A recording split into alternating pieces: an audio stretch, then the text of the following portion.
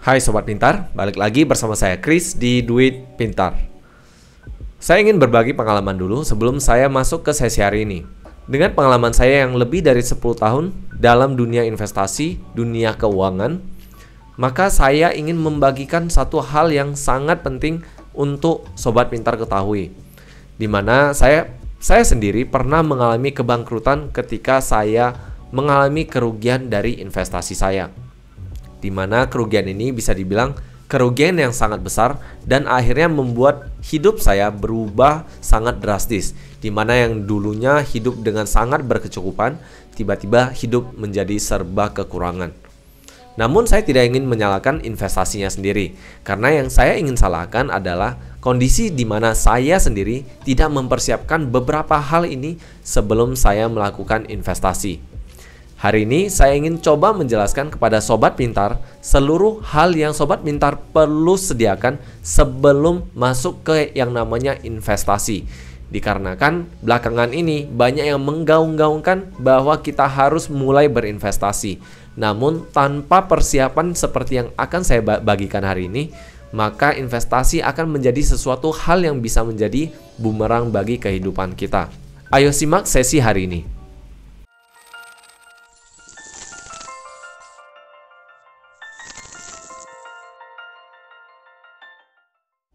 Sebelum saya menjelaskan lebih jauh mengenai apa saja yang harus kita persiapkan dalam investasi, mari kita samakan persepsi terlebih dahulu.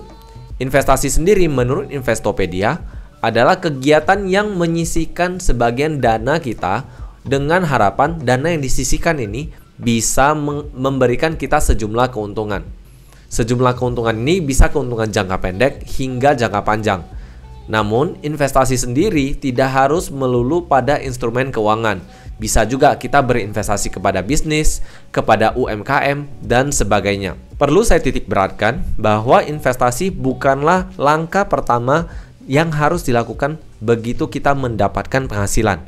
Sebenarnya, menurut ilmu perencanaan keuangan, yang namanya investasi adalah langkah yang ketiga yang harus dilakukan ketika kita sudah mendapatkan penghasilan.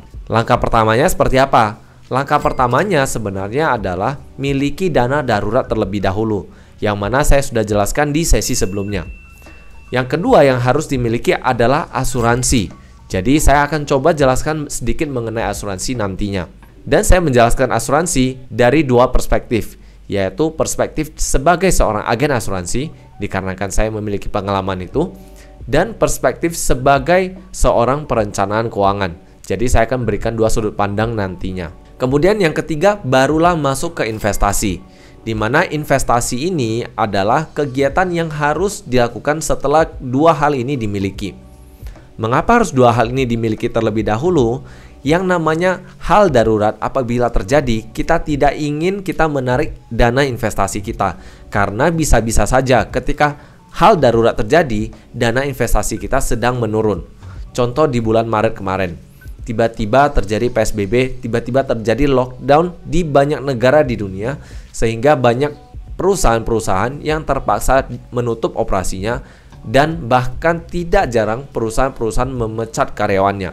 Ketika karyawan diputus hubungan kerjanya, akhirnya yang terjadi adalah karyawan-karyawan ini apabila mereka memiliki investasi, mereka akan menarik investasinya, dan investasi yang ditarik ketika bulan Maret kemarin adalah berada di posisi hancur-hancurnya.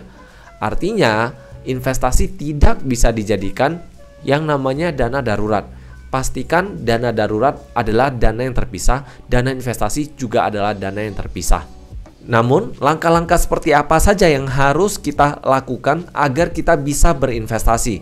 Karena tidak heran belakangan ini banyak sekali media-media yang mencoba mempromosikan instrumen-instrumen investasi, cara berinvestasi, dan sebagainya. Bahkan, anak presiden juga sekarang menjelaskan bagaimana cara berinvestasi.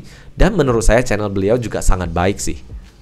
Yang paling penting adalah kita lakukan langkah ini sebelum kita benar-benar berinvestasi.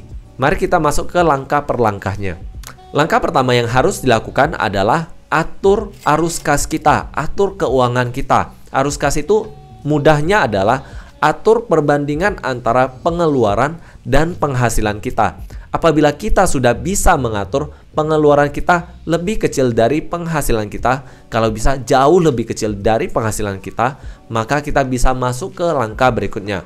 Namun saya tidak bisa memberikan satu aturan yang baku dikarenakan saya yakin Sobat Pintar memiliki penghasilan-penghasilan yang berbeda-beda, sehingga penghasilan yang berbeda memiliki cara perlakuan yang berbeda pula. Dengan perlakuan yang berbeda, maka cara perhitungan juga bisa berbeda pula. Namun pada dasarnya yang mirip adalah pengeluaran lebih kecil dari penghasilan. Maka itu yang tadi saya sebutkan.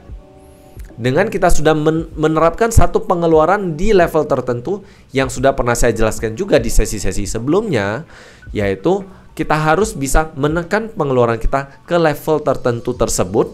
Dan apabila kita sudah mencapai level tersebut, maka kita sudah tahu surplus yang kita miliki adalah sejumlah angka dari penghasilan kita. Maka dari angka tersebut baru kita bisa pikirkan cara alokasinya. Yang namanya pengaturan cash flow ataupun arus kas ini adalah hal yang sangat subjektif. Dikarenakan mungkin ada yang merasa 10 juta adalah penghasilan yang besar. Namun di sisi lain ada juga yang memikirkan bahwa 10 juta adalah angka yang masih terbilang sangat kecil. Ini sangat bergantung pula kepada yang namanya gaya hidup ataupun lifestyle. Gaya hidup yang berbeda, otomatis yang namanya ekspektasi ataupun harapan dari penghasilannya juga akan cenderung berbeda. Di samping itu, pergaulannya juga pasti berpengaruh juga. Jadi harus dipastikan bahwa kita mengetahui angka yang paling ideal untuk kita itu seperti apa. Baru kita bisa atur penyisihan dananya. Setelah kita bisa menyisihkan dana kita, dana yang pertama kita sisihkan adalah untuk dana darurat. Setelah angka dana darurat kita tercapai, yang sudah saya jelaskan di sesi-sesi sebelumnya, maka kita boleh lanjut ke yang berikutnya, yaitu coba pikirkan mengenai asuransi. Saya jelaskan sedikit mengenai asuransi, di mana banyak yang mengira bahwa asuransi adalah hal yang tidak penting, terutama untuk kita yang masih muda. Saya jelaskan sedikit bahwa asuransi adalah hal yang sangat penting apabila kita sangat muda. Justru di saat kita muda, kita bisa membayar asuransi dengan harga yang lebih murah.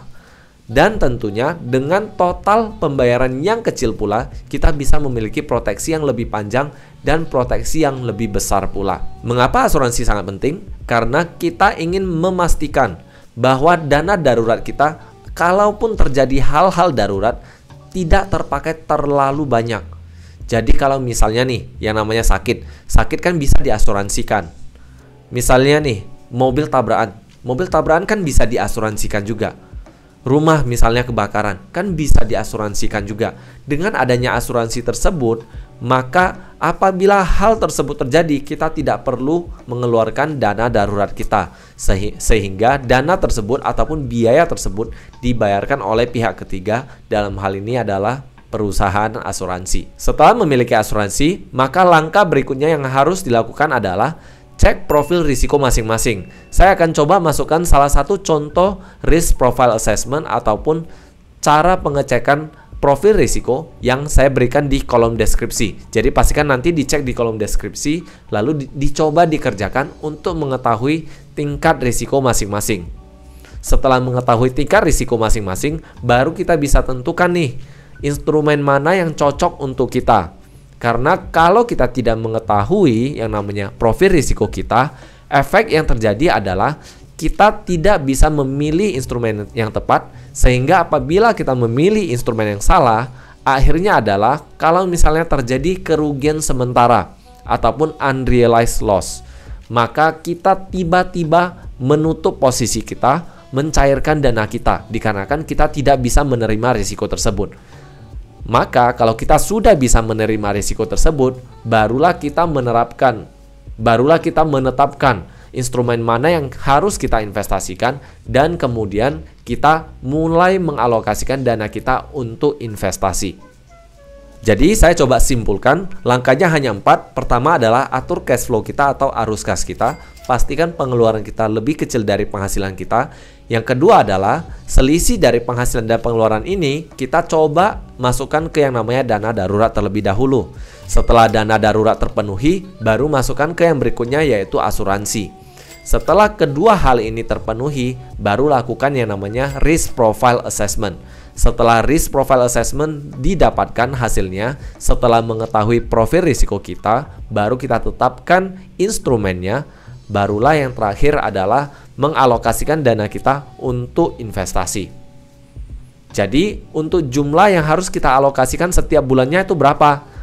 Saya pernah menjelaskannya di sesi-sesi sebelumnya. Jadi pastikan ikuti sesi sebelumnya mengenai financial goal calculation. Saya pernah coba menjelaskan dan memperhitungkan berapa jumlah yang harus kita investasikan apabila kita memiliki tujuan keuangan tertentu. Itu saja dari saya hari ini. Semoga pengalaman yang saya bagikan bisa menjadi pembelajaran bagi banyak orang. See you in the next session and bye-bye.